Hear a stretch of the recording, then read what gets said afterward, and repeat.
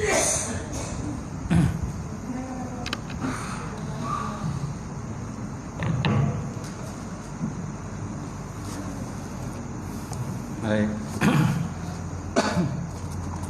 Kita buka pengajian kita kuliah maghrib pada malam ini dengan sama-sama membaca buku kitab ila hadratin Nabi Muhammad Mustafa Rasulullah sallallahu alaihi wasallam wa ala al-kiram ashabil rizam insyaallah. Fatihah.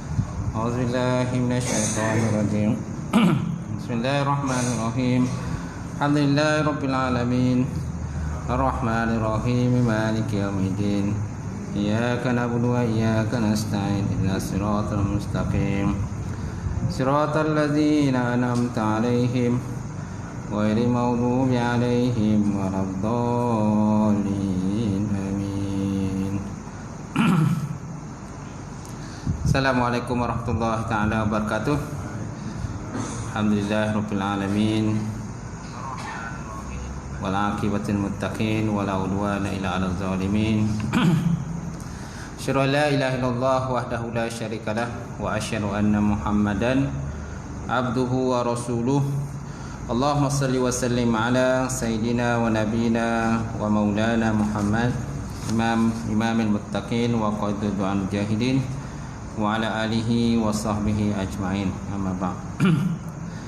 Fa inna asdaqal hadis kitabullah wa khairan hadi Muhammad sallallahu alaihi wasallam wa syarrul umuri muhdatsatuha wa kullu muhdatsatin bid'ah wa kullu bid'atin dhalalah wa kullu dhalalatin finnar. Qala Allah Subhanahu wa ta'ala fi kitabil azim ba'da a'udzubillahi minasyaitonir rajim. Bismillahirrahmanirrahim. Qul hal yastawil ladzina ya'lamuna wal ladzina la ya'lamun innama yatazakkaru ulul albab. Sadaqallahul azim. Maksudnya, adakah sama orang-orang yang berilmu dengan orang yang tidak berilmu? Hanya saja orang-orang yang menerima peringatan yang sempurna oleh Allah Subhanahu wa taala, itulah orang-orang yang berikan akal yang sempurna oleh Allah. Waqala Nabi sallallahu alaihi wa ala alihi wa sahbihi wa baraka wasallam, kullu ummati yadkhuluna al-jannah illa man aba. Qalu fa may ya'ba ya Rasulullah? Qala Rasulullah sallallahu alaihi wasallam, man ata'ani dakhala al-jannah wa man asani faqad aba. Maksudnya, setiap daripada umatku masuk ke dalam syurga kecuali orang-orang yang enggan. Lalu sahabat bertanya dengan Rasulullah SAW, siapakah orang yang enggan? Lalu baginda Rasulullah SAW menjawab, barang siapa yang taat padaku maka masuk syurga.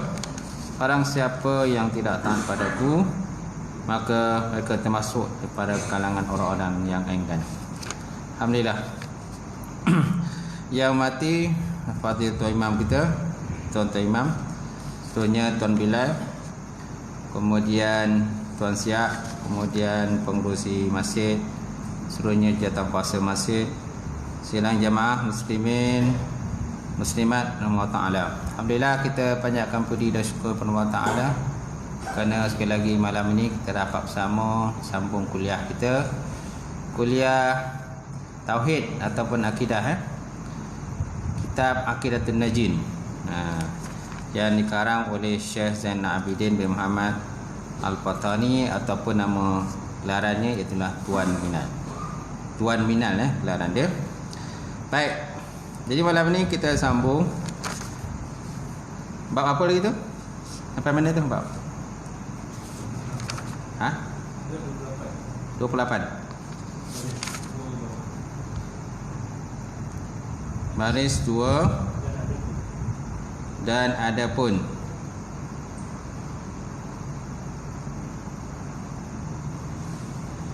Kitab ni lain sikit. Bermula pekerjaan itu lagi akan menzahirkan dia, betul? Dan katanya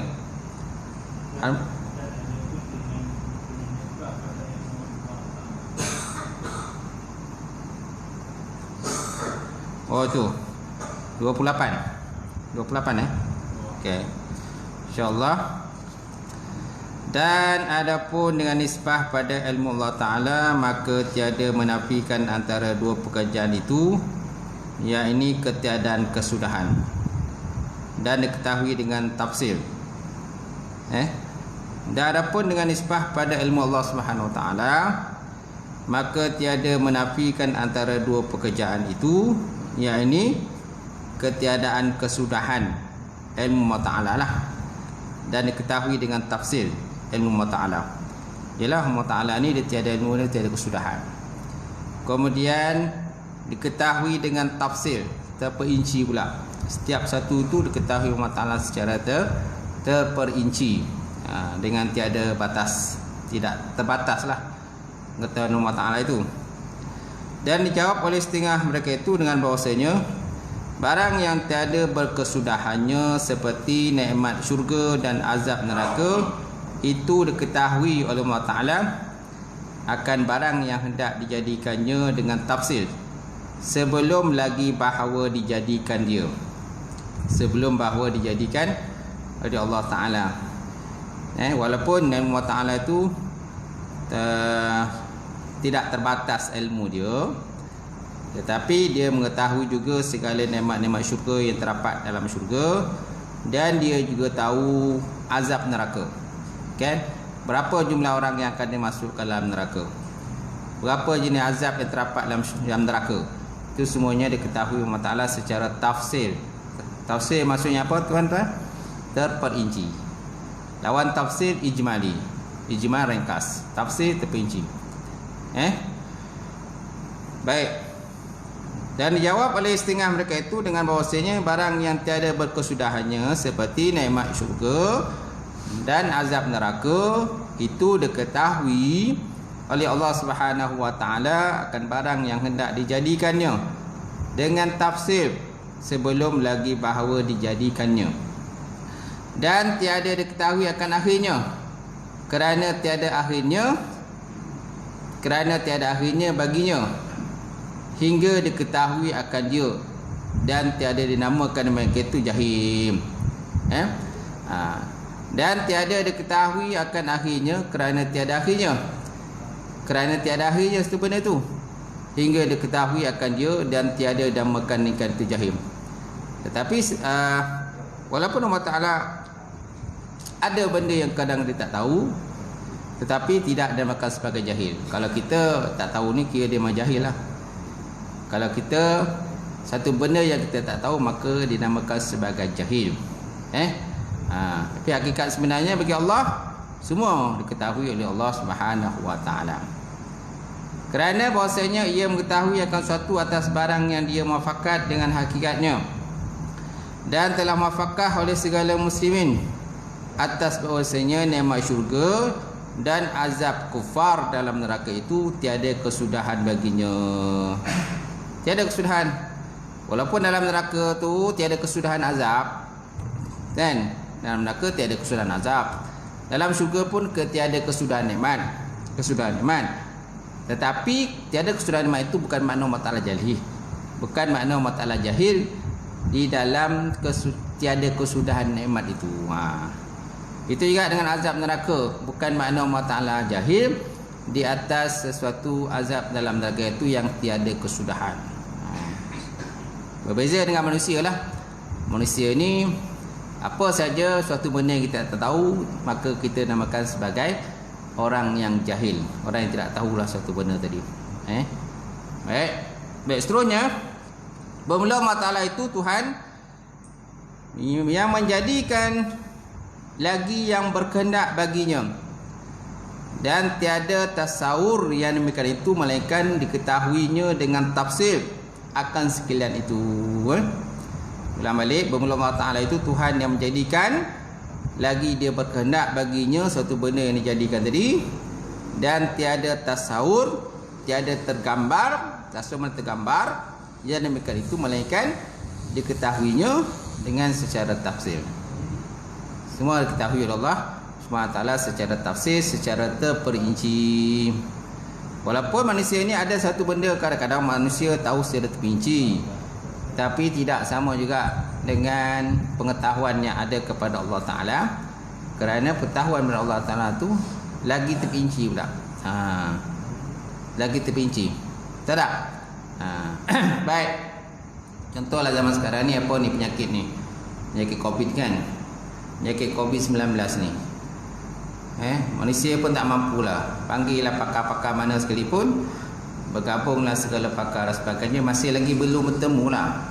Belum temu dia punya vaksin tu untuk mencegah daripada penularan wabak COVID ni kan, COVID-19. Kat situ pun kita dah nampak dah, manusia pun terbatas, segala kepakaran-kepakaran yang ada kepada manusia. Baik, seterusnya tuan-tuan. Dan demikian lagi diketahuinya pula segala makdum. Maka kerana inilah jadi kafir orang yang berkata makdum tiada pada maklum Allah. Dan diketahui, dan demikian lagi ketahuinya pula segala makdum. Makdum benda yang tak ada lah. Makdum benda yang tiada. Maka inilah jadi kafir orang yang berkata makdum itu tiada dalam maklum Allah. Tiada daripada maklum lah, ilmu Allah Ta'ala lah, makluman Allah. Tiada dalam makluman Allah Ta'ala. Sedangkan semua tu berada dalam makluman Allah Ta'ala. Benda yang tiada, benda tak ada kan. Cuma ada benda yang Allah Ta'ala yang tak ada satu benda yang Allah Ta'ala tak tahu, iaitulah syirik bagi Allah. Benda syirik pada Allah tiada dalam pengetahuan Allah Ta'ala. Sebab apa? Dia tunggal. Jadi tidak perlu pada syirik, tidak ada pada perkongsian kepada zat Allah Subhanahu Wa Taala. Baik, nanti ada persoalan bawah tu hikayat. Dalam hikayat ini ada persoalan, ada 4 persoalan kat situ. Baik, adalah Hatim Al-Asam. Ada seorang lelaki bernama Hatim Al-Asam. Tatkala masuk ia pada negeri Baghdad, maka dikata orang baginya, ada di sini seorang Yahudi, dia sangat pandai berhujah. Ada seorang lelaki Hatim Al-Asam ni, kemungkinan besar ulama lah, tapi dia tak nyatakan siapa sini. Sebab apa? Nanti dia minta untuk berhujah dengan Yahudi ni. Jadi adalah Hatim Al-Asam. Tak terkala masuk dia pada negeri Baghdad, maka dia kata orang baginya, ada di sini seorang Yahudi yang sangat pandai berhujah, yang mana dia telah mengalahkan akan segala ulama. Masya Allah. Menunjukkan Yahudi ni hebat lah tu. Macam Ad-Dahri. Nak dengar kan Ad-Dahri? Ad-Dahri ini yang berhujah dengan Imam Abu Hanifah. Banyak di kalangan ulama-ulama kalah berdebat dengan Dahri, tapi akhirnya dia kalah berdebat dengan Imam Abu Hanifah. Masa itu kecil lagi. Ini Al-Hatim Al-Asam pula. Jadi Hatim Al-Asam ni sudah tentu dia seorang yang hebat lah, seorang ulama. Kenapa? Kerana nak berhujah dengan Yahudi. Sedangkan Yahudi ni telah mengarahkan segala ulama. Masya Allah. Tentulah Yahudi ni hebat, dia mulia. Maka berkata ia, yakni Hatim Al-Asam, aku mau berhujah dengan dia. Hatim Al-Asam kata, tak apa, boleh berhujah dengan saya. Maka tak kalah hadir Yahudi itu, maka bertanya ia akan Hatim Al-Asam beberapa soalan. Antaranya soalannya yang pertama, daripada apa sesuatu yang tiada diketahui akan dia oleh Allah. Apa sesuatu yang Allah Ta'ala tak ketahui, yang tak tahu. Sedangkan kita tahu Allah Ta'ala mengetahui semua perkara. Dan daripada apa yang kedua, dan daripada apa sesuatu yang tiada dapat pada Allah Ta'ala. Daripada apa sesuatu yang tiada dapat pada sisi Allah Subhanahu Wa Ta'ala. Yang ketiga, daripada apa sesuatu yang tiada dalam pembendaraan Allah. Dalam pembenaran Allah. Yang keempat, dari apa sesuatu yang ditanya akan dia oleh Allah Subhanahu Wa Ta'ala daripada hamba-Nya. Maka berkata Hatim Al-Asam baginya, jikalau aku jawab akan dikau daripada demikian itu, engkau masuk Islam. Ataupun nak tak kau masuk Islam. Gitu. Kalau aku jawab nanti kau nak tak masuk Islam. Maka katanya Yahudi tadi, bahkan bolehlah, kata, bolehlah, janji kau kalah, kau berjaya mengalahkan aku. Maka berkatalah Hatim tadi, Al-Hatim Al-Asam tadi, dia kata, adapun, ini jawapannya, adapun yang tiada diketahui Allah Ta'ala itu ialah syiriknya dan anaknya.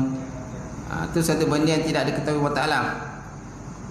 Iaitulah syirik, perkongsian kepada Allah, sekutu bagi Allah, kemudian anak bagi Allah. Ini satu benda yang tidak diketahui oleh Allah Ta'ala. Yang ini tiada diketahui baginya ada sekutu dan ada anak. Masya Allah. Kan?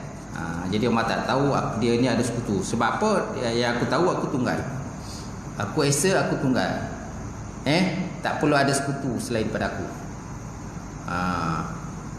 Jadi sesiapa yang yang mengadakan sesuatu bagi Allah Ta'ala, maknanya dia mensyirikkan Allah Ta'ala lah. Kafirlah hukum dia, syirik pada Allah. Adapun yang kedua, jawapan kedua, adapun yang tiada pada Allah Ta'ala itu ialah zalim. Kerana bahasanya Allah Ta'ala itu tiada menzalimkan manusia sesuatu pun. Yang tidak ada pada semua Ta'ala sifat zalim. Kerana sifat zalim ini bukan sifat Allah. Laisa bizullamin lil abid. Tiadalah Allah Ta'ala itu menzalimi mana-mana hamba. Tetapi hamba itulah yang menzalimi akan dirinya sendiri. Macam tu. Kenapa? Kerana hamba ni dia ada pilihan. Nak buat baik ke nak buat buruk? Nak buat baik ke nak buat buruk? Walaupun kita ni ada qada dan qadar, kita wajib beriman pada qada dan qadar kan? Salah satu daripada rukun iman ialah beriman dengan qada dan qadar. Maksud qada dan qadar, qada dan qadar ni ketentuan yang telah Allah Ta'ala tentukan bagi kita lah. Macam tu. Tetapi walaupun begitu, kita masih lagi diberi pilihan Allah Ta'ala. Boleh mengubah akan qada tadi. La yarudul qada illa al-bid'a wa la yazidu bil umri illa al-birra. Kan qada itu tidak boleh diubah kecuali dengan doa, dan umur tidak bertambah kecuali dengan membuat kebajikan. Nampak tak? Mana ada usaha ikhtiar mana Malaysia lah. Baik, seterusnya. Dan adapun yang tiada dalam pembenaran Allah Ta'ala itu ialah apa? Sifat apa ataupun fakir tiada dalam pembenaran Allah Subhanahu Wa Ta'ala. Kerana Allah Ta'ala tu kaya. Wallahu ghaniyun wa antum fuqara. Firman Allah Ta'ala. Allah Ta'ala itu maha kaya, sedangkan kamu semua orang-orang yang fakir.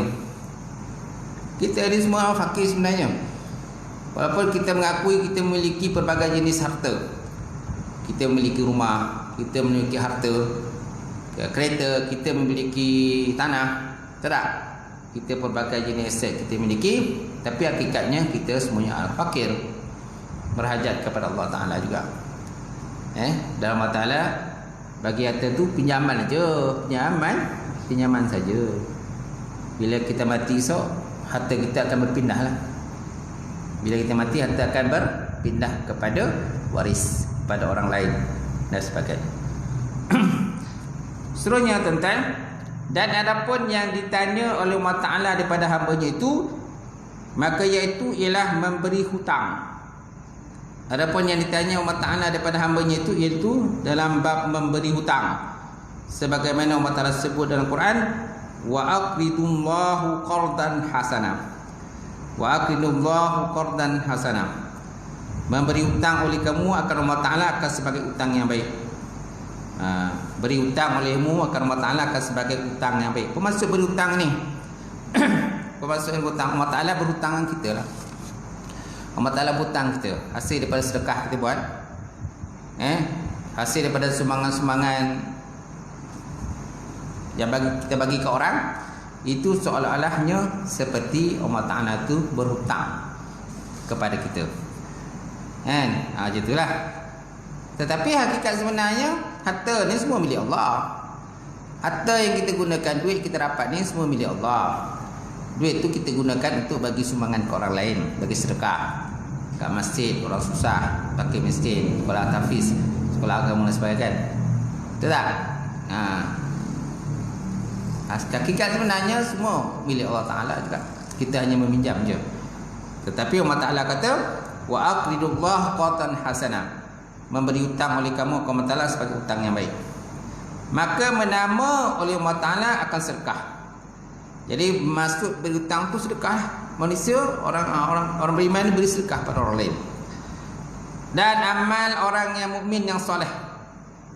atas harap akan barang yang dijanjikannya daripada pahala oleh hutang itu, kerana dipertaruhkan amal kepada Allah Ta'ala, serta barang yang diharap pahala itu dinamakan sebagai memperhutangkan. Maka Islam Yahudi itu pada ketika itu juga, Masya Allah, Islam deh, Allah Ta'ala bagi taufik daripada dia, Islam deh. 4 soalannya tu kan, tu kelebihannya ada pada Khatim Al-Assam inilah. Jadi dia berjaya berhujah. Ulama-ulama lain tak berjaya berhujah dengan dia, tapi dia boleh akhirnya masuk Islam. Kerana sebahagian daripada musuh-musuh Islam ni tuan, kadang-kadang dia tak perlu dari Quran hadis pun, cukup sekadar logik akal dia, kadang dia boleh terima lagi, boleh masuk Islam, betul tak? Tapi ada juga kadang-kadang dia nakkan hujah dari Quran hadis baru dia masuk Islam. Tak ada Quran hujah hadis, Quran dia tak masuk Islam. Baik, seterusnya tuan, dan kata mereka itu pada ta'rif ilmu, dahulu yang ta'alluq ia dengan sesuatu hingga akhirnya, atau yang nyata dengan dia oleh segala maklum hingga akhirnya, isyarah kepada ta'alluqnya yang tanjizi qadim. Okay. Dan kata mereka itu pada ta'rif ilmu yang dahulu, yang ta'alluq ia dengan sesuatu hingga akhirnya, atau yang nyata dengan dia oleh segala maklum hingga akhirnya, isyarah kepada ta'alluqnya yang tanjizi qadim. Dan iaitu ta'alluq dengan sesuatu dengan perbuatan fi'il pada azali. Dan tiada bagi ilmu itu melainkan ta'alluq tanjizi qadim, maka tiada baginya ta'alluq suli qadim, dan tak ada tanjizi hadis. Jadi yang ada ini pun khilaf ulama berkenaan dengan ta'alluq ni. Sebagai ulama tauhid dia kata ilmu dia tiada ta'alluq apa-apa.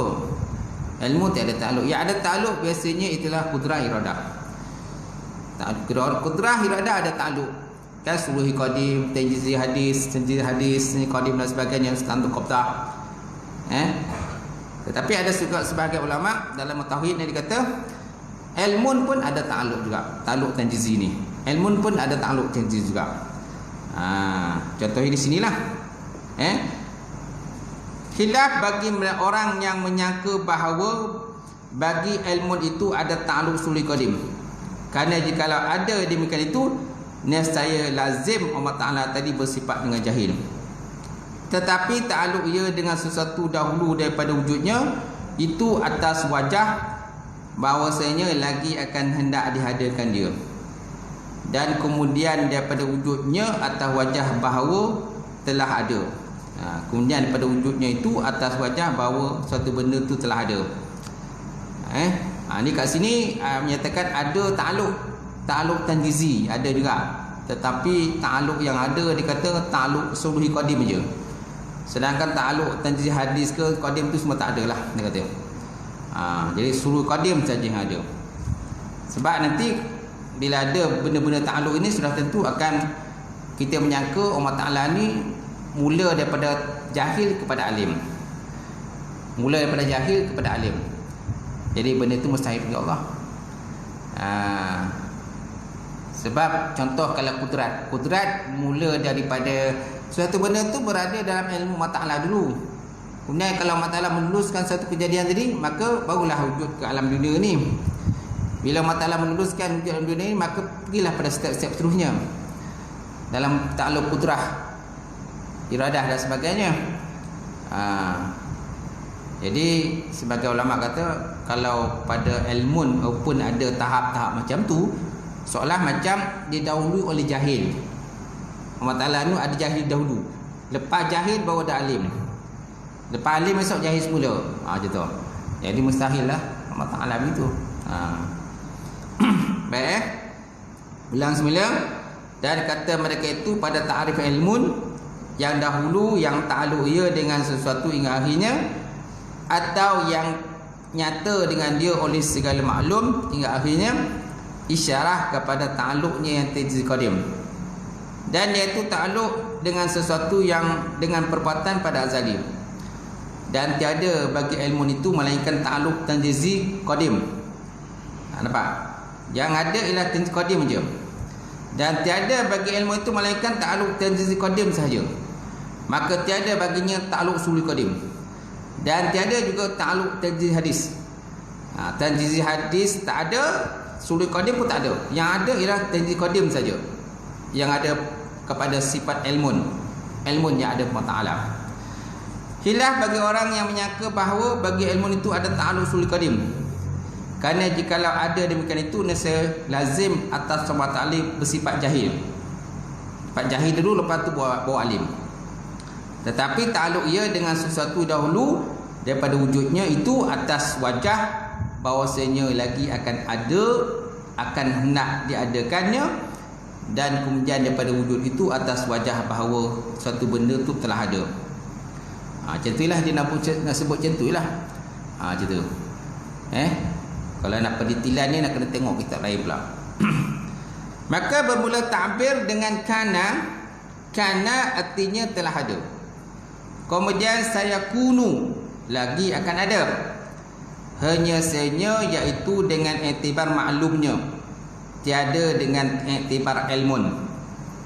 Dia hanya daripada sudut iktibar maklum, bukan daripada sudut ilmu. Sebab kalau daripada sudut ilmu, sudah tentu ada jahil dahulu, lepas tu buat alim. Sudah tentu akan ada alim dulu. Contohnya kana. Kana benda yang telah ada. Saya kun benda yang akan datang. Benda yang akan datang. Seolah macam Allah Ta'ala tak tahu lagi benda yang akan datang. Sedangkan Allah Ta'ala tahu benda yang akan datang. Benda yang telah berlaku Allah Ta'ala tahu. Benda yang sedang berlaku pun Allah Ta'ala tahu. Begitu juga benda yang akan berlaku pun Allah Ta'ala tahu.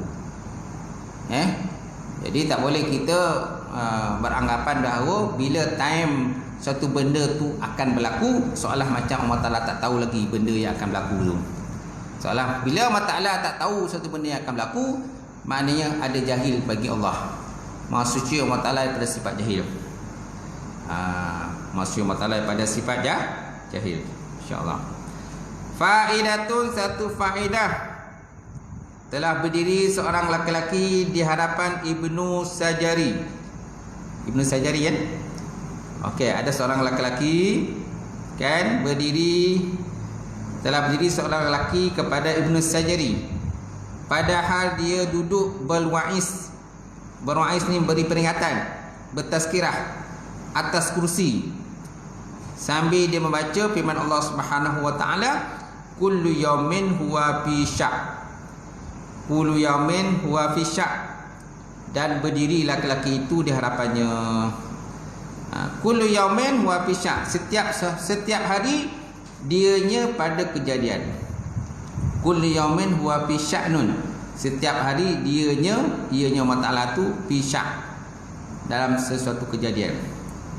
Lalu berdirilah seorang lelaki di hadapan Ibnu Sajari tadi.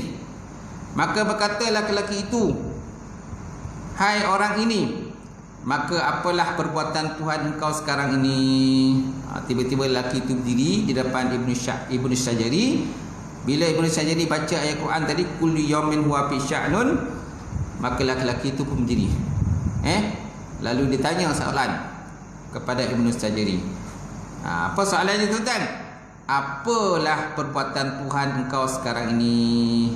Maksudnya apa Allah Ta'ala tengah buat sekarang? Apa yang Allah Ta'ala tengah buat sekarang ini? Maka diam Ibnu Sajari. Dan bermalam ia padahal dalam duka cita. Maka bermimpi ia melihat akan Nabi Muhammad sallallahu alaihi wa ala alihi wa sahbihi wasallam. Masya-Allah. Dia tak boleh jawab soalan tadi, apa Allah Ta'ala tengah buat sekarang, dia tak boleh jawab. Jadi dia duka citalah. Malam tu dia tidur, dia bermimpi berjumpa dengan Rasulullah sallallahu alaihi wasallam. Maka menyebut ia bagi Nabi akan demikian tadi persoalan, dan bertanya dia kepada Nabi Muhammad sallallahu alaihi wasallam soalan tadi, apakah perbuatan Tuhan sekarang ini? Maka bersabda ia baginya bahawa yang bertanya akan kau itu ialah Nabi Khidir. Masya-Allah. Rupa yang tanya Ibn Sajari Khidir, Nabi Khidir. Dia ikut kuliah dia. Dia tanya soalan. Maka bahawa lagi akan kembali dia. Maksudnya nanti besok kau ngajar dia datang balik. Besok kau ngajar kan dia datang balik. Gitu. Jadi apa jawapannya? Maka kata ulimu baginya, bermula pekerjaan itu lagi akan menzahir ia akan dia, dan tiada memulai ia akan dia. Ini jawapannya lah. Sebenarnya soalan ni dia ada sambungan lagi. Kan soalan Khidir ini sebenarnya soalan macam ni. Apa perbuatan Tuhan sekarang ini? Kemudian apa pekerjaan itu yang lagi akan menzahirkan dia, dan apa pekerjaan yang tiada memulai akan dia oleh Allah Ta'ala? Itu soalan dia. Yakni menzahir ia akan barang yang ditakluk akan dia oleh ilmunya pada azali. Itu masuk dengan jawapan tadi lah. Itu jawapan dia. Jawapan yang diajukan oleh Khidir kepada Ibn Sajari. Apa perbuatan Tuhan kau sekarang ini? Jawapannya, menzahir ia akan barang yang ditakluk akan dia oleh ilmunya pada azali.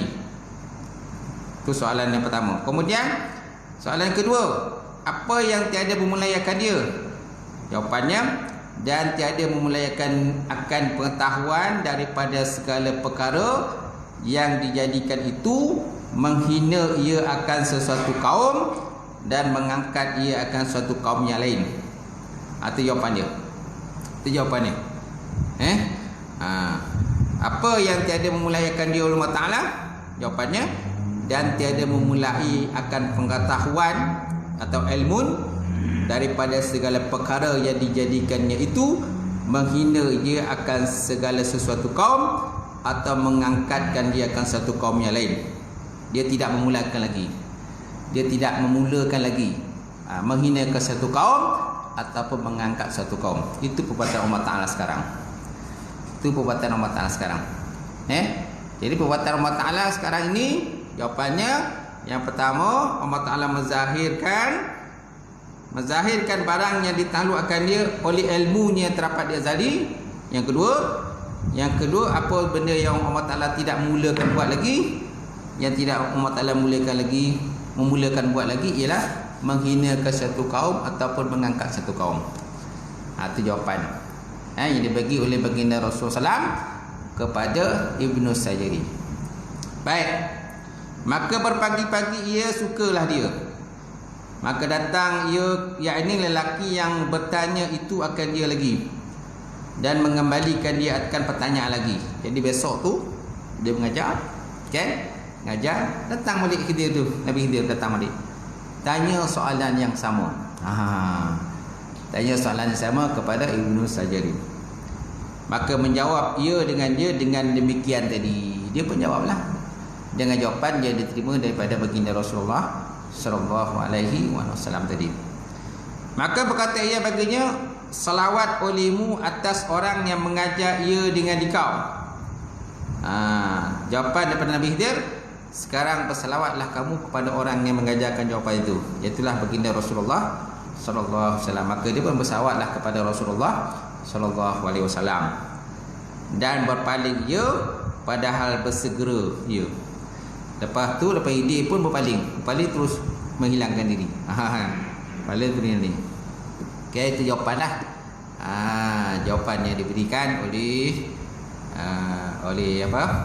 Rasulullah SAW kepada Ibnu Sajari untuk menjawab soalan Nabi Khidir. Ini dalam cerita ni lah. Dalam cerita ni, kalau dalam cerita Dahri tu, cerita Dahri berdebat dengan Imam Abu Hanifah tu, kan? Dahri pun ada bertanya dengan Imam Hanifah ya.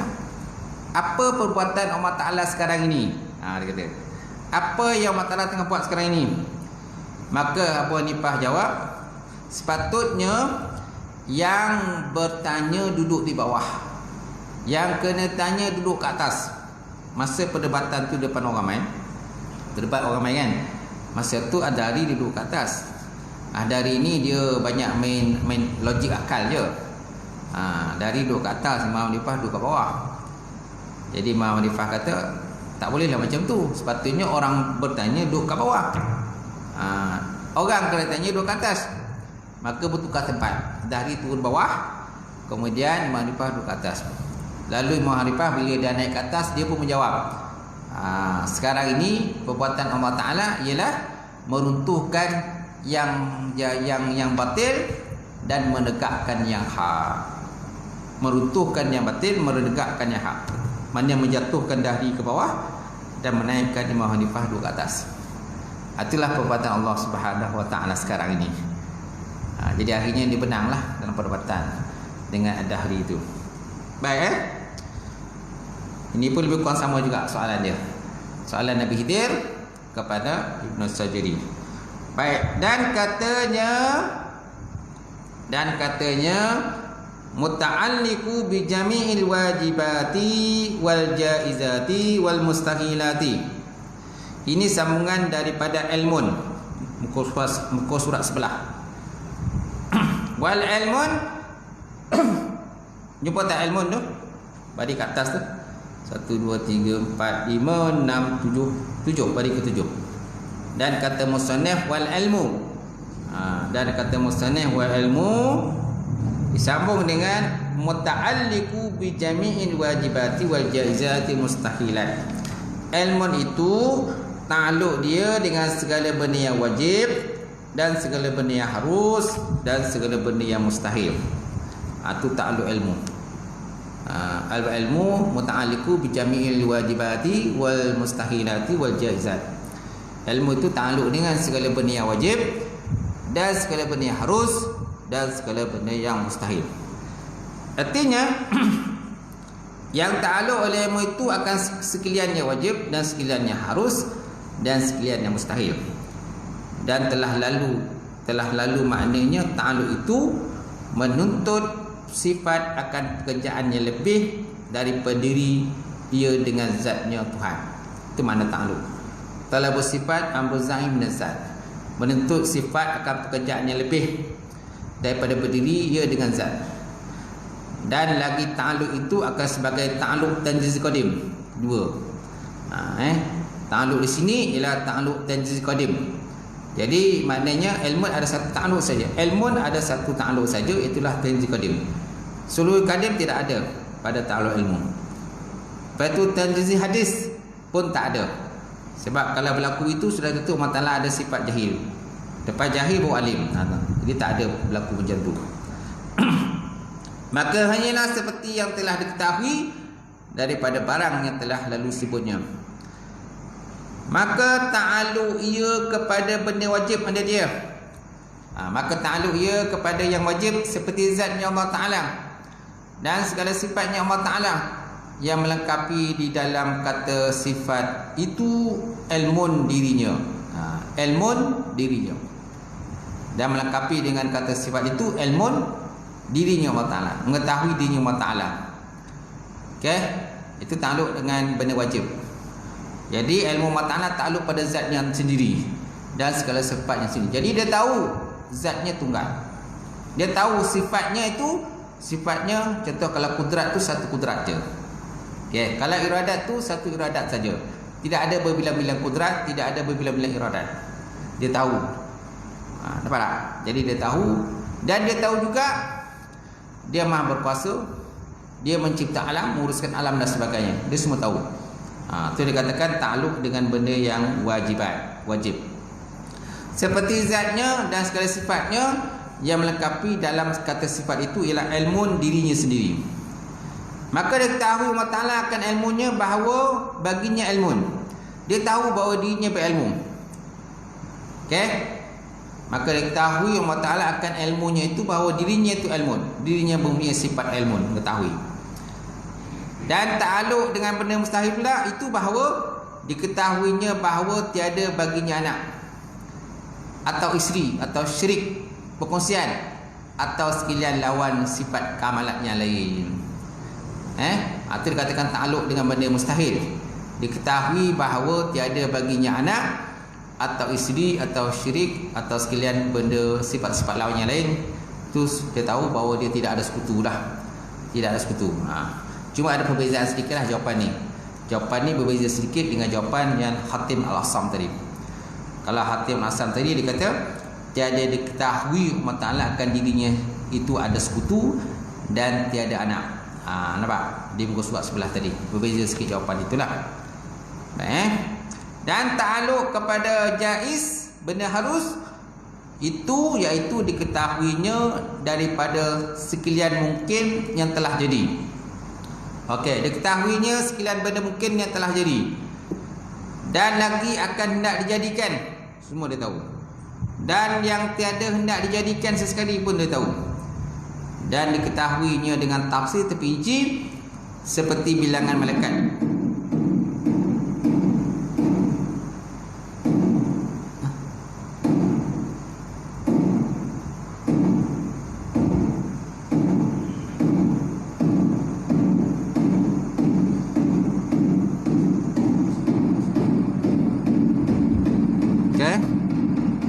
Jadi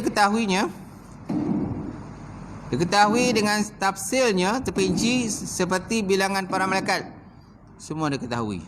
Kemudian bilangan para jin pun dia tahu. Dan manusia, berapa yang mati dalam satu nafas. Nampak?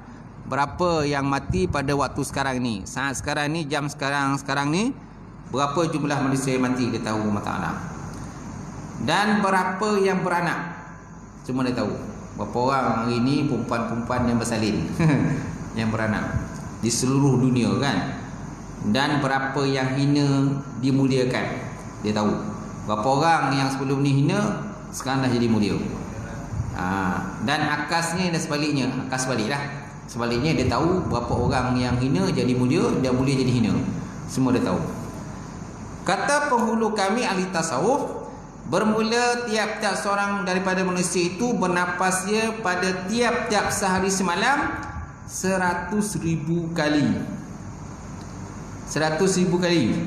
Setiap manusia itu, kalau sebut dalam kitab ni, pada tiap-tiap sehari semalam bernapas 100,000 kali. Dan 24,000 nafas pada pertengahannya. 24,000, ni 24,000. Kan? Tadi 100,000. 100,000 di normal lah. Ada juga yang bernapas pertengahan, mana 24,000 nafas. Dan pada tiap-tiap satu nafas daripadanya 1,000 yang mati. Masya Allah. Setiap daripada 1,000 nafas manusia bernafas ni, masa tu 1,000 orang yang mati. Kat seluruh dunia lah. Kan? 1,000 orang mati. Kemudian dan 1,000 yang diperanakkan, dan 1,000 yang dibuntingkan, insya-Allah. Dan padanya itu 100,000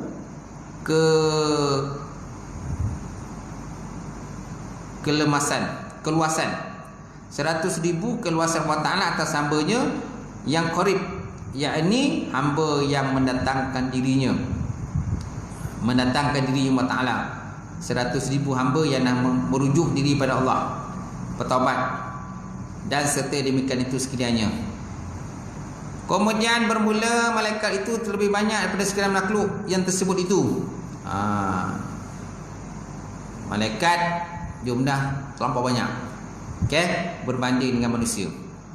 Maka bahawasanya berkata Son Haji dalam kitab Kanzul Azrar,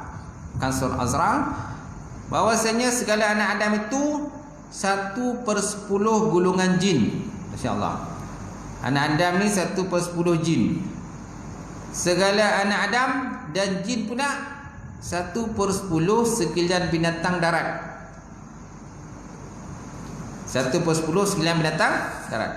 Dan sekalian manusia dan jin dan binatang darat pula 1/10 burung. Dan sekaliannya itu pula 1/10 haiwan yang terdapat di laut. Dan sekalian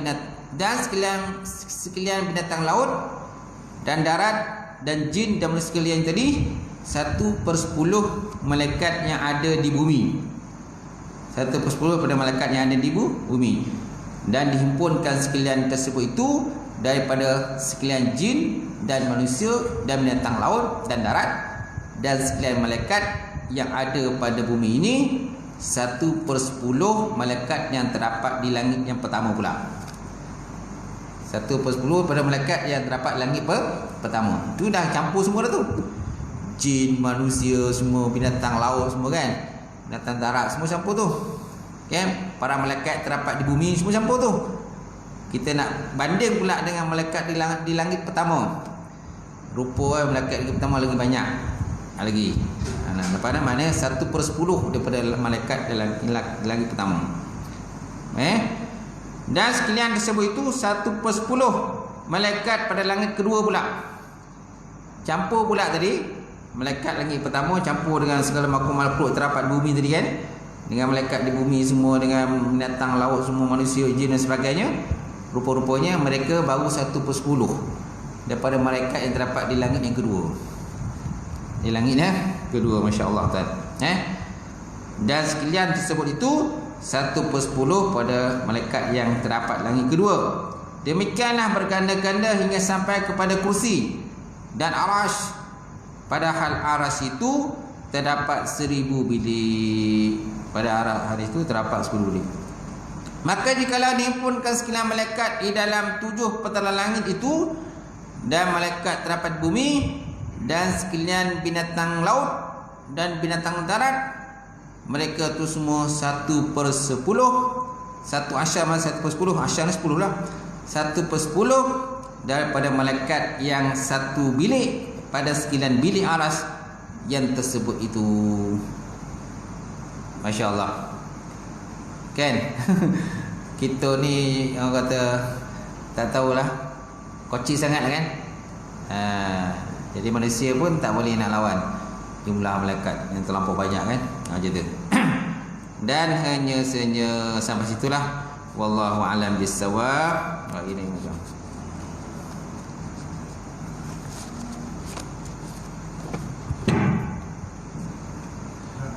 soalan.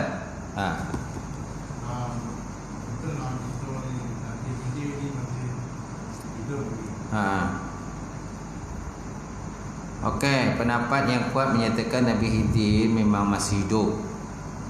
Pendapat kuatlah Nabi Khidir masih hidup. Walaupun ada khilaf ulama, ada yang menyatakan tak ada, menyatakan ada yang tak ada, ada kata ada. Tapi pendapat Abu Ja'far menyatakan ada lah. Kitab-kitab lama pun, kitab pun hanya menyatakan masih hidup lagi lah. Cuma tak tahulah berada di mana. Tak tahulah dia berada di mana. Cuma kalau hidup pun dia tidak lagi boleh mengamalkan syariat dia.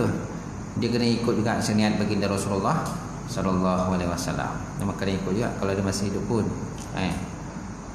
Cuma tak tahulah kalau dia pun, kita pun di kalangan kita tak pernah jumpa kan. Kalau dia hidup pun, kalau dia pun tak tahu, tak pernah jumpa dia kat mana.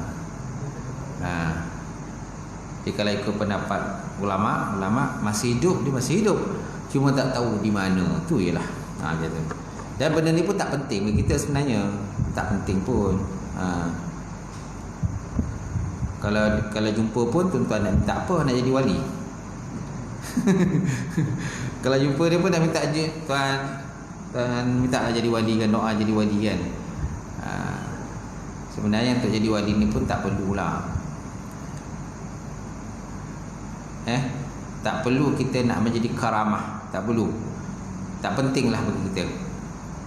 Karamah ini sesuatu anugerah yang Allah Ta'ala bagi kita. Kalau dia nak bagi, kita sebagai hamba dia tak perlu minta. Kita sebagai hamba dia tak perlu minta karamah. Tak perlu minta kata terbang udara, jalan atas hari dan sebagainya, itu tak perlu. Kalau dia nak bagi, itu alhamdulillah bagi pada kita lah. Tapi wali pun sebenarnya ada juga ujian. Nabi tetap macam mana Nabi ada ujian, wali Allah pun tetap ada ujian bagi dia. Jangan kita anggap dia jadi wali tak perlu ujian, ada juga menempuh juga ujian untuk kita. Malahan ujiannya lagi berat lah. Sebenarnya cuma orang nampak wali ni hebat, tu je lah. Tapi sebenarnya ada ujian kepada wali. Ada ujian. Para Nabi tu juga ada ujian. Kalau Nabi pun ada ujian, apalagi wali. Ujian. Kita ni manusia pun ada ujian. Masing-masing ada tahap ujian masing-masing. Macam tu. Sebab tak perlu. Wallah alam lah. Macam tu. Dalam kitab apa tu? Qala'id. Dalam kitab Qala'id Al-Jawahir yang dikarang oleh Ibnu Qutaibah. Ibnu Qutaibah ulama daripada Patani, di kitab tebal ni kitab dia, kitab Jawi lah. Kitab Jawi yang dia karang sendiri, yang kitab baru, kitab Jawi baru. seorang ulama pada Patani yang dia buka pondok di Patani, pondok Tepus namanya. Dia ni banyak kitab yang dikarang, tebal-tebal kitab Jawi dikarang, kitab lama tu disyarahkan. Contohnya kitab Muniatul Musalli kan, disyarahkan kitab Musalli. Biasa kita mengaji kitab Muniatul Musalli je. Sekarang ni dia dah buat kitab syarah dia dalam Jawi, kitab syarah. Kemudian kitab Fatih Faridah kan. Fatih Faridah ni kitab tauhid lah, matan dia tu kan. Dia pun termasuk juga Ibn Qutaybah pun dia ada kalang, namanya kitab Qala'id Al-Jawahir. Pun disebut situ bahawa Nabi Khidir ni masih hidup, kata. Cuma tak tahu di mana kata. Itu di mana. Kan? Dan kalau kita jumpa pun kita minta apa ke? Siapa tak tahu minta apa.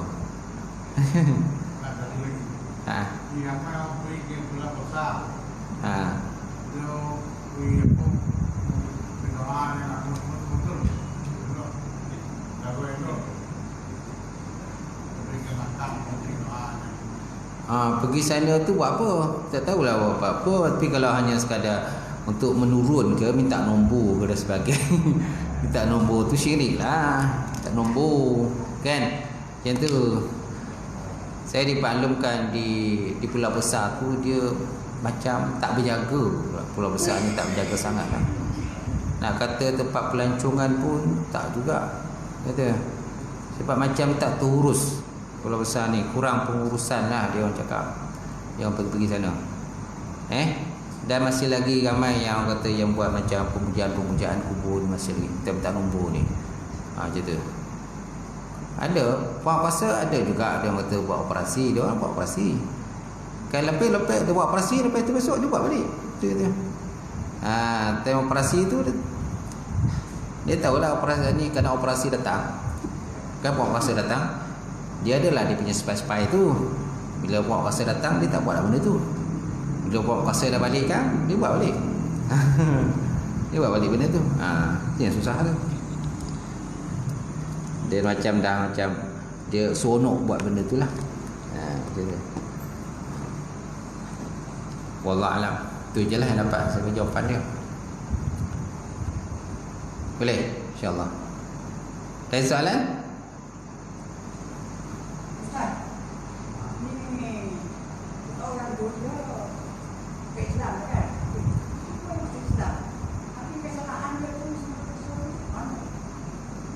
Sebelum ni Islam tak? Okey, lepas tu masuk Islam. Habislah tu. Seperti bayi yang baru diperanakkan. Kan? Orang sebelum ni bukan Islam, masuk Islam. Jadi seperti bayi yang baru seperti kapas yang putih lah. Habislah segala dosa-dosa, tapi dengan syarat dia masuk Islam tu ikhlas pada Allah lah. Bukan nak kata masuk Islam ni kerana sesuatu benda, nak kahwin dengan perempuan Islam, maka dia masuk Islam. Jadi tak niat dia tak betul kat situ. Jadi dia masuk Islam tu ikhlas kerana Allah. Masalah jodoh tu kemudian lah.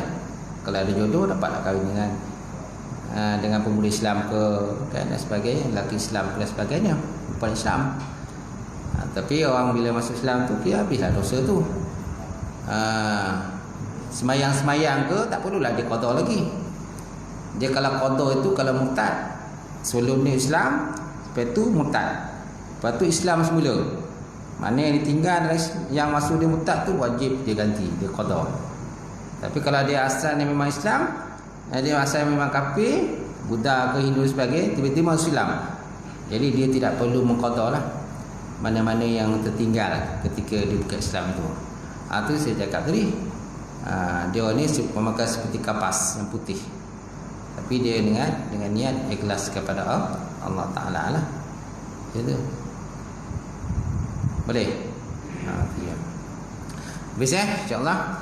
A'udzubillahi minasyaitonir rajim. Bismillahirrahmanirrahim. Alhamdulillahirabbil alamin wassalatu wassalam ala asyrafil anbiya'i wa ala alihi washabihi ajmain. Allahumma zidna ilman nafi'a ويقين الصالقة معلم تقبل أسكن حلال مباركة كسرة وسيان فتايا علمنا ولنا قلوبنا بنور معرفتك وطاعة العارفين اللهم وفقنا في الدين اللهم وفقنا في الدين اللهم اجعل هذا جمع المرحومة وتفارقنا من بعده تفارقا معصوما ربنا آتنا في الدنيا حسنة وفي الآخرة حسنة وقنا عذاب النار سبحان ربك رب العزة عما يصفون والسلام على المرسلين الحمد لله رب العالمين تقبل الله منكم